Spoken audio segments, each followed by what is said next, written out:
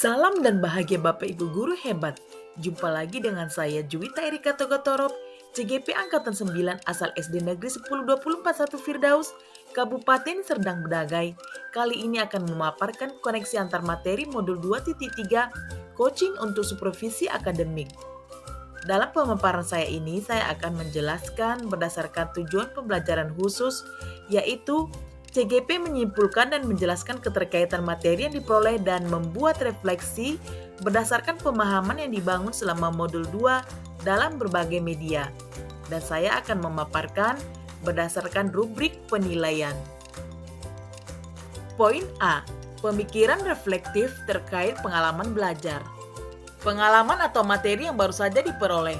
Pada saat membedah modul 2.3, hal yang pertama sekali saya baca adalah judul modul, yaitu Coaching untuk Supervisi Akademik. Mendengar istilah coaching tersebut, saya langsung mengambil kata dasarnya, yaitu coach. Gambar yang muncul di benak saya adalah pelatih sepak bola yang sedang melatih para pemain sepak bola dan juri ajang pencarian bakat yang melatih para kontestan untuk olah vokal suara. Apa yang saya pikirkan itu ternyata tidak sepenuhnya keliru, melainkan sudah mengarah kepada tujuan dari coaching itu sendiri. Coaching didefinisikan sebagai sebuah proses kolaborasi yang berfokus pada solusi, berorientasi pada hasil, dan sistematis, di mana coach memfasilitasi peningkatan atas performa kerja, pengalaman hidup, pembelajaran diri, dan pertumbuhan pribadi dari coachee. Coaching lebih kepada membantu seseorang untuk belajar daripada mengajarinya. Coaching merupakan bentuk kemitraan antara coach dengan klien atau coachee yang dijalankan melalui proses kreatif yang ditandai dengan eksplorasi, membangun ide, yang semuanya ditujukan untuk memaksimalkan potensi personal dan profesional dari si klien tersebut. Coaching bukan memberitahu atau memberi solusi terlebih dahulu sebelum mendengarkan. Menggunakan coaching sebagai sarana memberikan feedback yang sifatnya lebih ke judgmental, asumsi, atau semacamnya. Coaching merupakan sarana pemberdayaan potensi. Tujuan kita adalah untuk mengantarkan si coachee dari kondisi yang dialami sekarang ke kondisi baru yang lebih baik atau tempat tujuan di mana si coachee termaksimalkan potensinya. Ki Hajar Dewantara menekankan bahwa tujuan pendidikan itu menuntun tumbuhnya atau hidupnya kekuatan kodrat anak sehingga dapat memperbaiki lakunya. Oleh sebab itu, keterampilan coaching perlu dimiliki para pendidik untuk menuntun segala kekuatan kodrat atau potensi agar mencapai keselamatan dan kebahagiaan sebagai manusia maupun anggota masyarakat. Proses coaching sebagai komunikasi pembelajaran antara guru dan murid, yaitu murid diberikan ruang kebebasan untuk menemukan kekuatan dirinya. Peran pendidik adalah sebagai pamong dalam memberi tuntunan dan memberdayakan potensi yang ada agar murid tidak kehilangan arah, menemukan kekuatan dirinya tanpa membahayakan dirinya. Dengan memiliki paradigma berpikir coaching, kita akan meningkatkan peran kita di sekolah sebagai seorang supervisor. Supervisor yang dimaksud dapat diperankan oleh kepala sekolah, guru senior, dan rekan sejawat. Supervisi akademik merupakan serangkaian aktivitas yang bertujuan untuk memberikan dampak secara langsung pada guru dan kegiatan pembelajaran mereka di kelas. Supervisi akademik perlu dimaknai secara positif sebagai kegiatan berkelanjutan yang meningkatkan kompetensi guru sebagai pemimpin pembelajaran dalam mencapai tujuan pembelajaran, yakni pembelajaran yang berpihak pada anak. Karenanya, kegiatan supervisi akademik hanya memiliki sebuah tujuan, yakni pemberdayaan dan pengembangan kompetensi diri dalam rangka meningkatkan performa mengajar dan mencapai tujuan pembelajaran. Emosi-emosi yang dirasakan terkait pengalaman belajar. Yang pertama sekali, penasaran. Saya ingin tahu lebih dalam lagi apa saja yang disajikan dalam modul. Yang kedua, tertarik. Setelah mempelajari isi modul ini, saya tertarik untuk mendalami tentang coaching dan supervisi akademik. Ragu. Saya sempat ragu apakah saya bisa menerapkan percakapan coaching sesuai dengan prinsip pelaksanaannya. Dan semangat. Saya tetap optimis bahwa saya bisa menerapkannya baik kepada rekan CGP maupun kepada murid di sekolah. Apa yang sudah baik berkaitan dengan keterlibatan diri dalam proses belajar? Saya mampu mempraktikkan percakapan coaching sesuai prinsipnya dengan menggunakan alur tirta pada rekan sesama CGP dalam ruang kolaborasi dan dalam memenuhi tugas demonstrasi konstektual. baik sebagai coach, coachee, maupun sebagai observer atau pengamat. Apa yang perlu diperbaiki terkait dengan keterlibatan diri dalam proses belajar? Secara pribadi, saya menilai diri saya sendiri yang masih perlu diperbaiki adalah keterampilan dalam mengajukan pertanyaan berbobot. Seharusnya mengizinkan adanya jeda atau keheningan setelah coachee selesai bicara. Tidak buru-buru bertanya supaya coachee bisa memproses pertanyaan. Keterkaitan terhadap kompetensi dan kematangan diri pribadi. Sesudah mempelajari modul ini, keterampilan saya makin bertambah, di mana saya mampu mempraktikkan percakapan coaching dengan menggunakan alur cerita. Ketika mempraktikkan percakapan coaching, saya secara otomatis dilatih untuk semakin sabar, supaya saya tidak terburu-buru dalam mengajukan pertanyaan dan bisa mendengarkan dengan aktif apa yang sudah disampaikan oleh coachee. Saat menjalankan proses itu, saya juga harus belajar menggunakan nada suara yang positif, terlepas dari kebiasaan saya sehari-hari sesuai dengan ciri khas suku saya ketika berbicara, supaya saya bisa menjalankan prinsip kemitraan, yaitu proses kolaboratif antara coach dan coachee. Selanjutnya, poin B, analisis untuk implementasi dalam konteks CGP. Memunculkan pertanyaan kritis yang berhubungan dengan konsep materi dan menggalinya lebih jauh. Maka pertanyaan muncul adalah, bagaimana supaya pelaksanaan kegiatan supervisi di sekolah dapat menerapkan prinsip coaching?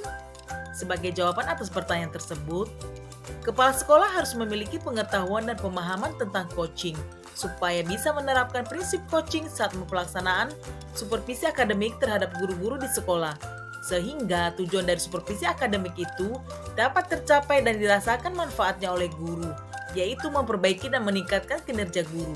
Dengan begitu, supervisi bukan lagi hanya sekedar jadwal kunjungan kepala sekolah ke dalam kelas, melainkan kepala sekolah mampu memberikan umpan balik terhadap apa yang sudah dilaksanakan guru saat kepala sekolah melakukan observasi tersebut. Mengolah materi yang dipelajari dengan pemikiran pribadi sehingga tergali wawasan atau insight baru.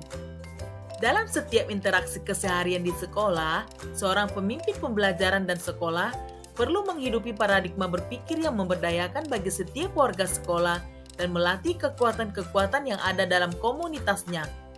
Melalui supervisi akademik, potensi setiap guru dapat dioptimalisasi sesuai dengan kebutuhan yang nantinya dapat membantu para guru dalam proses peningkatan kompetensi sebagai pemimpin pembelajaran yang berpihak pada murid dengan menerapkan kegiatan pembelajaran baru yang dimodifikasi dari sebelumnya.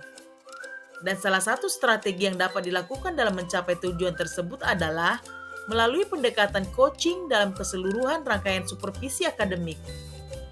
Menganalisis tantangan yang sesuai dengan konteks asal CGP, baik tingkat sekolah maupun daerah. Tantangan terberat adalah menyamakan persepsi akan pentingnya coaching dalam supervisi akademik kepada kepala sekolah dan rekan guru. Kegiatan supervisi tidak akan berdampak bagi guru dalam rangka meningkatkan kinerjanya, sebab supervisi akademik hanya sebatas jadwal kunjungan kepala sekolah ke kelas, lalu mengisi jadwal kunjungan pada buku tamu kelas, sebagai tanda sudah terlaksananya program kerja kepala sekolah dalam melakukan kegiatan supervisi kelas. Memunculkan alternatif solusi terhadap tantangan yang diidentifikasi. Adapun alternatif solusi yang dapat saya lakukan adalah membagikan pemahaman tentang coaching dan supervisi akademik kepada kepala sekolah dan rekan guru di sekolah melalui kegiatan berbagi dalam kelompok belajar guru di sekolah. Setelah itu, saya akan membagikan contoh video percakapan coaching antara kepala sekolah dengan guru, guru dengan guru, dan guru dengan murid yang sudah saya download sebelumnya dari LMS. Dengan begitu, konsep coaching dan supervisi akademik akan lebih mudah dipahami dan diterapkan di sekolah. Selanjutnya, poin yang terakhir yaitu poin C, membuat keterhubungan. Pengalaman masa lalu. Dulu, kepala sekolah dan tim pengawas melakukan supervisi kepada saya dan rekan guru di sekolah. Masing-masing pengawas berbagi tugas, satu orang untuk satu guru.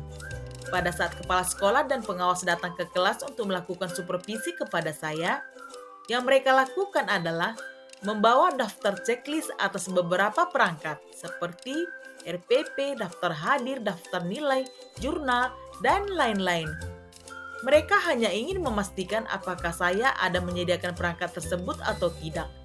Bahkan, mereka sendiri pun tidak tahu seperti apa bentuk dari perangkat yang mereka tagih. Sehingga, saya harus menjelaskannya. Begitulah bentuk supervisi yang terjadi, tidak sesuai dengan makna dan tujuan dari supervisi itu sendiri. Penerapan di masa mendatang. Untuk masa mendatang, kegiatan supervisi harus dijadikan salah satu program untuk meningkatkan mutu mengajar guru. Namun, pelaksanaannya harus menggunakan prinsip coaching, yaitu kemitraan, konstruktif, terencana, reflektif, objektif, berkesinambungan, dan komprehensif. Konsep atau praktik baik yang dilakukan dari modul lain yang telah dipelajari. Pada modul 2.1, pembelajaran berdiferensiasi mengelompokkan murid sesuai kebutuhan belajarnya. Maka, murid akan bertanggung jawab terhadap proses dan hasil yang mereka peroleh sehingga diperoleh prestasi belajar yang optimal. Begitu juga dengan praktik coaching yang bertujuan untuk memaksimalkan potensi coachee sehingga dapat menemukan sendiri solusi atas permasalahannya. Kemudian, di modul 2.2, guru menerapkan teknik stop atau mindfulness untuk menumbuhkan kesadaran penuh dan konsentrasi pada pembelajaran sosial dan emosional atau PSE. Begitu juga dengan praktik coaching.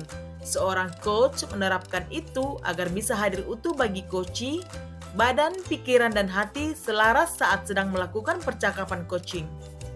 Informasi yang didapat dari orang lain atau sumber lain di luar bahan ajar PGP. Supervisi akademik akan berhasil apabila pengawas maupun kepala sekolah menyusun program supervisi terlebih dahulu. Dalam merencanakan program tersebut, kepala sekolah perlu memahami landasan teoritik, landasan hukum di bidang kurikulum dan pembelajaran, serta dapat menyusun rencana supervisi yang sistematis. Pelaksanaan supervisi akademik harus sesuai dengan langkah-langkahnya, yaitu kegiatan awal, inti, dan temu akhir. Langkah selanjutnya, antara supervisor dan guru perlu mengadakan kegiatan refleksi untuk mengetahui keberhasilan dan kegagalan pembelajaran yang perlu diperbaiki. Informasi ini saya dapatkan pada artikel yang diunggah oleh Universitas Kristen Satya Wacana yang dapat dijelajahi pada laman web https://repository.uksw.edu/bitstream yang saya akses pada hari Kamis tanggal 23 November tahun 2023. Demikianlah tugas koneksi antar materi ini saya paparkan. Semoga bermanfaat. Terima kasih, salam dan bahagia.